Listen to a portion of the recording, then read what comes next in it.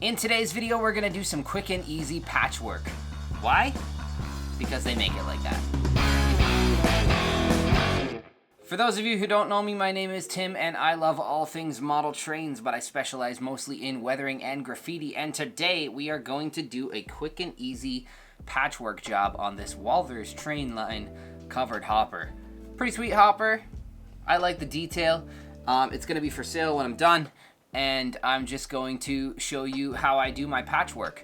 Sometimes graffiti's been covered over and then they just carry on. I may even do a little bit more graffiti on top of the patchwork just to show how spiteful graffiti artists can be. I don't know if they're spiteful. Maybe they just think, hey, nice clean surface.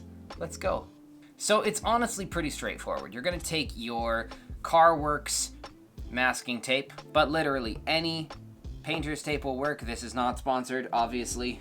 It's just a tape that I use because I have it, and there it is. And what you're gonna wanna do is make your patchwork kind of look a little bit random. Not perfectly square. It's gonna almost look like they used a paint roller and they didn't really try too hard to make it a perfect rectangle. What they really tried to do was cover up graffiti. So if the graffiti was a randomized shape because it was all kinds of cool letters and stuff, then whoever the railroad worker was in your little scale world is using a paint roller on a pole and he's painting it. He is just going to do as best as he can to cover it. He's not going to be trying to make a perfect rectangle on the car. Now you can mask off a couple spots. Whenever I'm doing graffiti, I typically mask off the road numbers as well, and it gives the same kind of look but in reverse.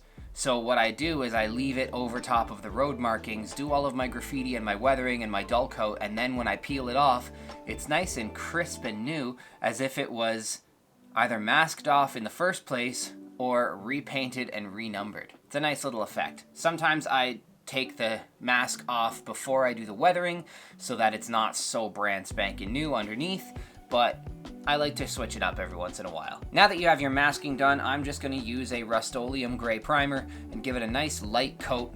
If you need to do a couple of coats to get the effect that you're looking for, then that's great, but you never wanna go too heavy because then it can pool and look terrible. Always nice and light coats. If you need to do 2, if you need to do 3, as many coats as it takes to give you an even coverage without making it look terrible. Obviously, when you mask your car, you're gonna wanna make sure that you cover up all of your wheels and your trucks and your couplers and everything else that you don't want painted, and you're gonna wanna paint in a well-ventilated area.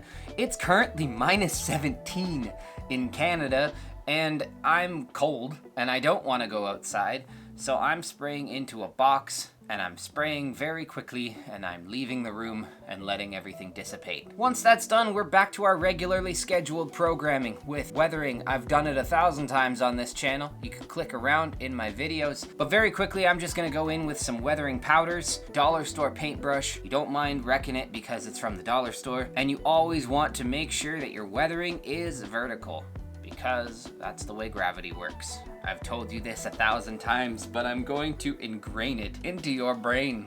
So I went in with a rust powder from the top, getting in all of those little ribs along the walkway and down the sides, nice and light. I don't want to go too crazy with it. And then I went in with a gray along the bottom in kind of a U shape, a little higher on the ends, closer to the trucks, and a little bit lower in the middle, but you don't want to make it look too uniform like a smiley face or anything like that. But you do want to give a little bit of a variance in the height in which you put your gray weathering powder along the bottom. Also along the hoppers, get a little bit in there as well. And on the ends, it's a little bit tricky to do weathering powder on hoppers, but I tend to just kind of layer it in there and then blow it away with my Air Doctor dust blower, graffitidryer5000.com.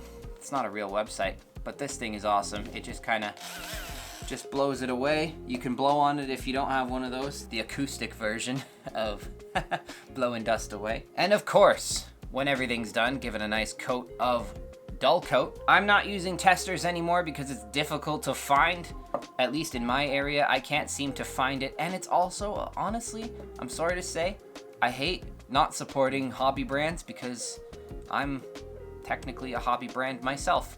But Testors dull coat is hard to come by, and it's only half a size of a can for the same price of a can. So you go to Home Hardware, Home Depot, wherever they sell spray paint, you pick yourself up a matte finish clear. That's all you need. Matte finish, clear coat. Doesn't matter what brand, they all work. I am using Uberfrost. It's literally designed for painting glass, I think, but I don't even know. It's just a can that I had, and I use it. I'm sensing a trend here. The tape is what I have. The clear coat is what I have. This was just in a box at a train show, and I bought it because it's cool and it works. Now that your clear coat is dry, I decided, you know what, let's toss a couple tags on here using my calligraphy pen, and let's also toss a quick throw up outline with a paint marker. Nothing fancy, just something to give it a little bit more depth, give the car a little bit more character. People ask me why I do this to model trains, and you know what, it's a pretty simple answer. It's because they make it like that. Make sure you check out this video where I did some more graffiti, and we'll see you in the next one.